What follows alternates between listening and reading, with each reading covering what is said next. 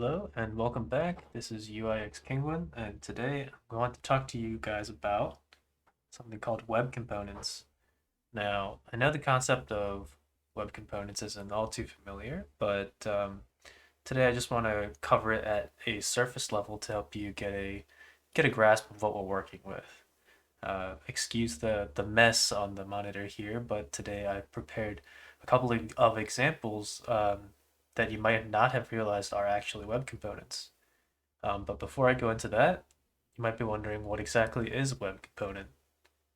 Well, a web component is a set of standards that kind of allow us to write more modular and reusable code, meaning that you can use it elsewhere and you can reuse it as many times as you want.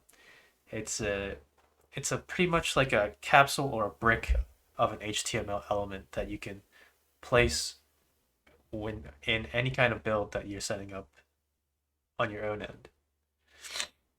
What's good about web components is that you can use them in vanilla JavaScript, so you won't have to do anything complicated like installing any new frameworks or libraries. So, yay for you. You don't have to worry about any of those complicated things, and you can just get started using vanilla JavaScript. So, um, let's take a look at some of the examples that I've prepared today. First one being, well, YouTube. Everyone knows what YouTube is, and the fact that they use web components is a pretty clear sign that I think you should try and invest and learn more about how to use them. You can see an example of a web component here. It's called the YT Guide Manager. I'm assuming it means YouTube Guide Manager. If you look what that is, it looks like it's this sidebar here. Now, the reason that this is particularly helpful is because it's kind of like a navigation bar that you can have on your left side. Um, Obviously, you can probably build that just in regular HTML without too much trouble, but this will kind of allow you to speed up your workflow, and not to mention, you don't have to worry about things like style because the style has already been preset into this little component here. And not to mention, most likely you'll be able to go in, customize that code, and get into the nitty gritty, change these iconography, change where the hyperlinks and all the actions do here. Let's take a look at another example. EA.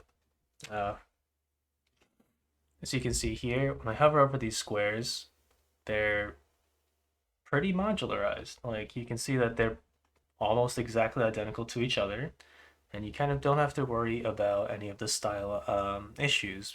Like when you hover over them, they fade out, bring up the text.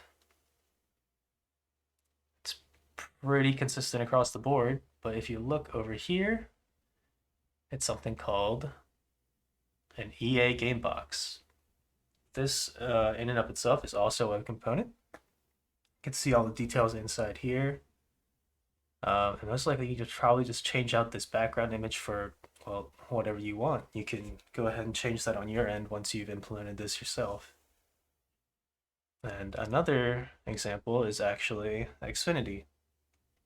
You can see here we have a element called XC header, which is clearly not a part of just vanilla JavaScript or HTML. You can see that once I highlight over this, you can see buttons like sign out and the nav tab, disable skip, etc. It's all listed out over here. And what this kind of shows you that is you can take this kind of header, you can ignore all of the things related to the CSS or the design or any of that, and you can just kind of focus on building the website out. It kind of speeds up the workflow insanely quickly, but another positive point about this is that this will be consistent across all of your browsers. So that includes Chrome, Edge, Firefox, Safari.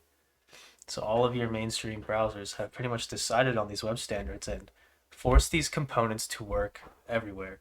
So that means you'll get reusable code that is versatile and you can pretty much build it to be whatever you want. You can use them anywhere on any platform and they'll work every single time without the needs for installing frameworks or libraries are having these really obscure and extraneous dependencies. I hope this kind of helped you to understand what web components are at kind of like a surface level. In any case, this has been UIX Kingwin, and I'm out.